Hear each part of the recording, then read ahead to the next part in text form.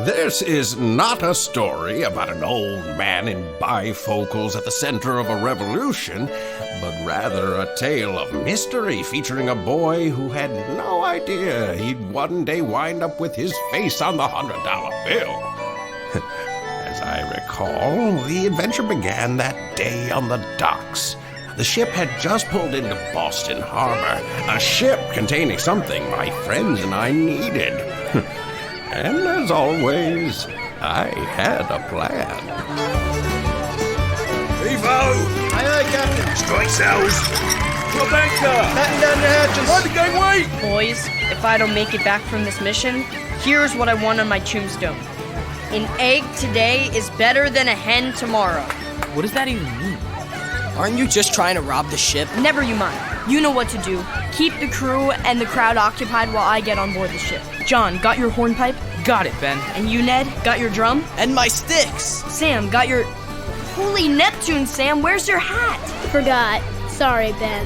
Forgot the hat? The hat's crucial. Here, take mine. Ready, lads? Ready! Ben, supposing they do catch you? Catch me? Fat chance. Ben, What now, Sam? we're not even a real band. We're terrible at our instruments. Play! It was a brilliant plan, if I say so myself. Slip on board the ship, reach the cargo hold, find the copper bars from Peru. It wasn't stealing, it was borrowing for the sake of science. Copper is an excellent conductor of electricity, as everyone knows, and I had important experiments to perform. There was no way it could go wrong. What are you doing? Uh-oh, gotta run. Stop that boy! Don't let him get away! Watch out, coming through. Grab him, now! Can't catch me. Here, this barrel ought to slow you down. Look out for the barrel! Up to the rigging. He's swinging, up there. He's slippery as a bleeding eel. We got him now. Nowhere to run. No, you've got me cornered. What shall I do? He's on the pier. Get him! Of course, even the best laid plan has its problems. Good thing I had an alternative, just in case. What's he got there? It's a giant bloody kite. He's gonna fly a kite, is he? The cheek of that lad. Let me have him. Time to fly. He ain't no eel. He's a blooming bird. It was simply a matter of lift versus drag. The kite caught the wind lifted me off the pier, and it was clear sailing across the river to dry land. Brilliant! If only the wind hadn't stopped. Oh dear.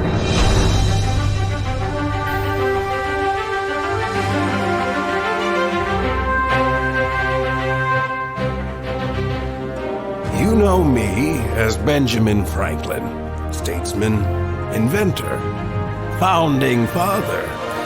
But back in 1720, when I was 14 years of age, I was just plain Ben.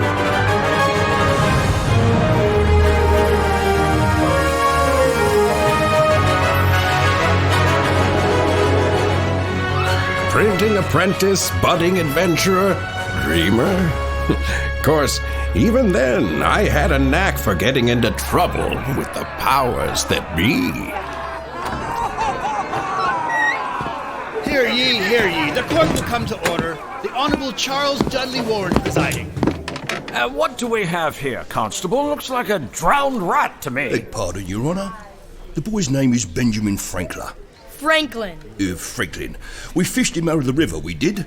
The aforementioned person was fleeing the scene of an attempted robbery, he was. That's not true. Silence, Benjamin. Ben.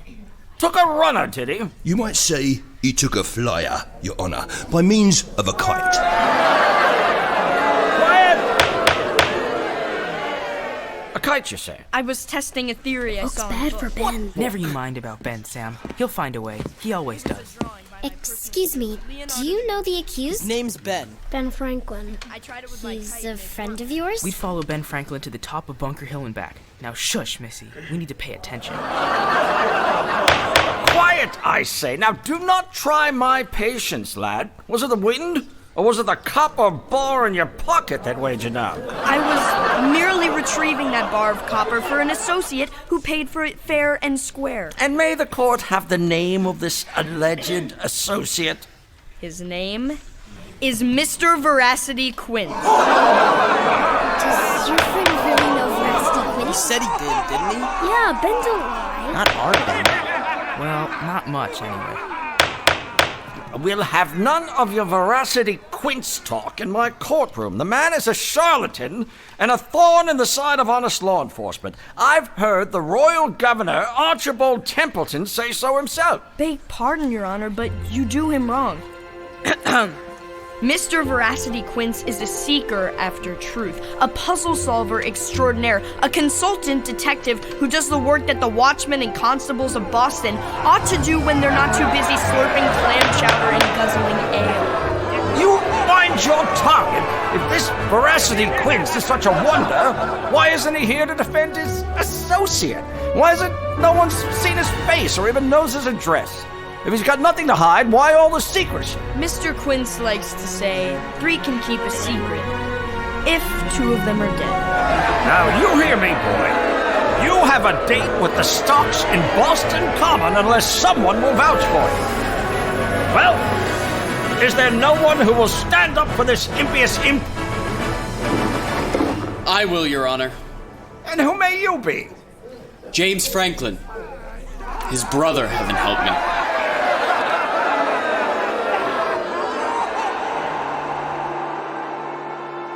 It was such a nice dream. I was flying over Boston with my kite. The whole town at my feet. All those Harvard lads looking up at me.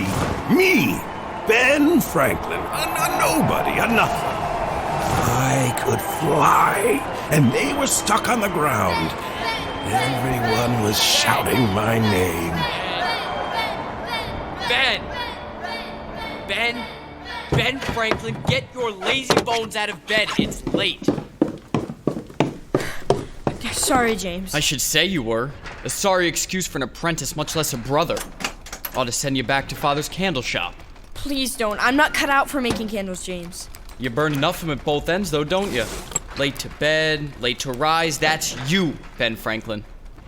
It's just that I've got these dreams, Jim. It's James to you, and don't you forget it. Don't go thinking blood is thicker than ale, 'cause it ain't. Yes, James. And let me say this about dreams. Don't. What, don't dream? That's right. Look at me. I started out with just a hand press and a handful of letter types. Learned my trade with the Boston Gazette, and here I am. Just turned 21, owner and publisher of the New England Courant, the most fearless broadside in the royal province of Massachusetts Bay. I do a day's work, I eat a bit of beef, drink a tankard of ale, and sleep like a babe in a cradle. What, and never dream? Not of sailing to China, or writing a book, not just reading one, or being famous and everyone wants your opinion and admires you tremendously? You never dream such things? Never. And my advice to you is more beef and less books. Fewer. What's that? Fewer books. Fewer means how many, less means how much. You don't say. Well, since you know so much about the English language, how come you don't get to work and print some of it? Or do you think this bloody newspaper prints its bloody self? If only. I heard that. Ow! Let go my ear! I'll have none of your lip, mister. You belong to me until you turn 21. That's 7 long years. And don't you forget it. Yes, James. Now get to work. 7 years. 7 years of setting type, rolling ink, turning the screw on the hand press, turning out a newspaper, selling it on the street, never getting the ink off my hands. Was that to be my future? You really know Veracity Quince? Who are you and what do you want? My name is Eliza Boyd. I'd shake your hand if it wasn't covered in ink. I remember you. You were sitting in the courtroom with John, Ned, and Sam. Well, Do you or don't you? Do I or don't I what? No, Veracity, Quince. And supposing I do, Mistress Boyd? I need his help. I've run away, and if they catch me, it's jail or worse.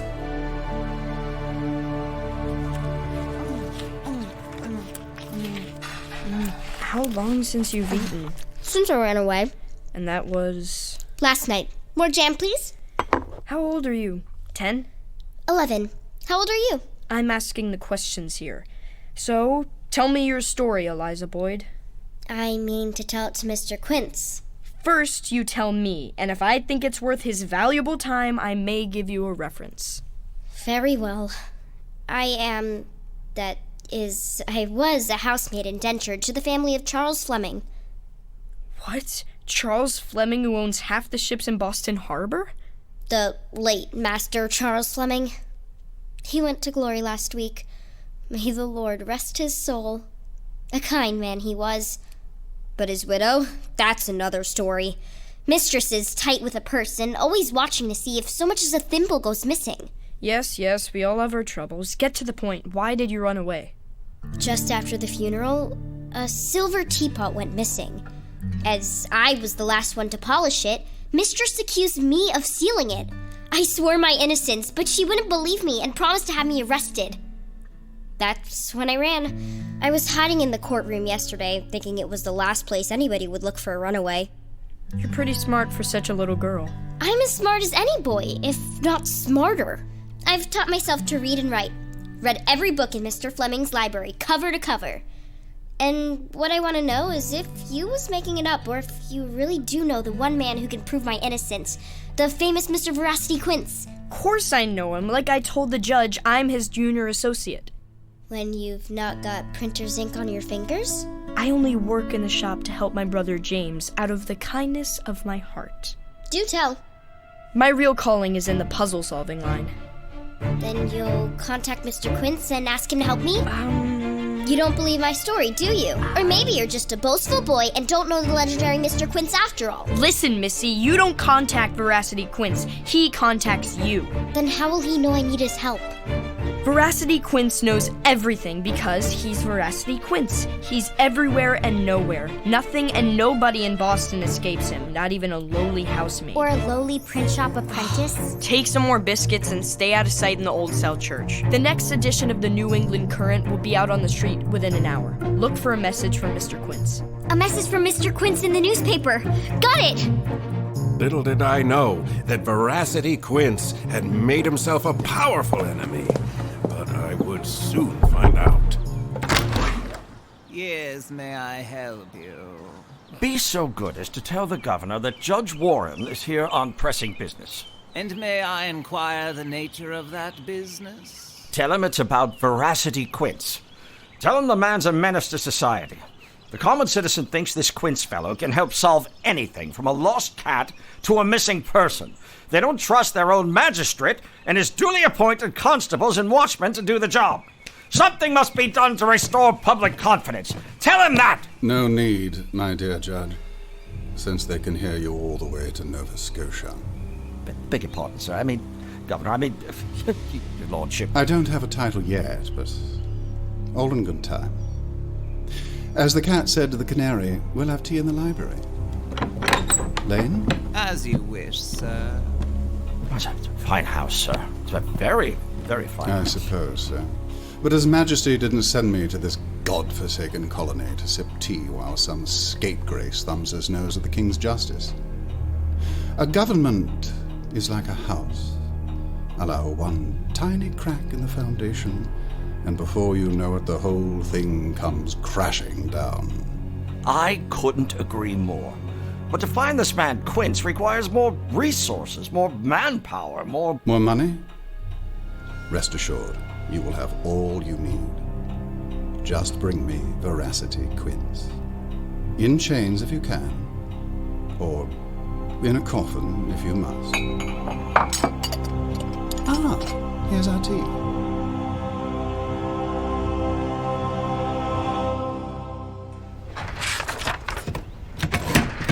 To a young woman falsely accused of theft. I will prove your innocence by finding the guilty party. Fear not, the truth will come out. Yours faithfully, Veracity Quince. It was one of my best efforts, if I say so myself. It was sure to kick over the hornet's nest. Now, all I had to do was start printing.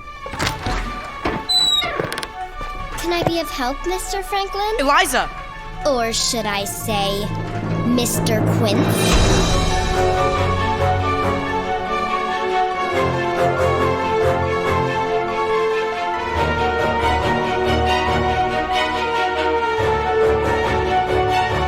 For more great stories like the one you're listening to, visit bestrobotever.com. Remind me again, what does .com mean?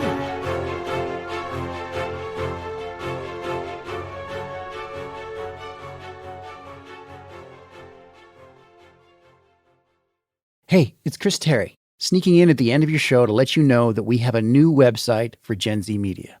gzmshows.com is our new home on the web where you can listen to all of our podcasts, buy scripts, t-shirts, mugs, and more. You can even hear trailers from our upcoming releases months before they come out. Check out the new site at gzmshows.com. That's the letter G, the letter Z, Z if you're Canadian like me, and the letter M, shows.com. Thanks again for listening. Give me a Z! bestrobotever.com.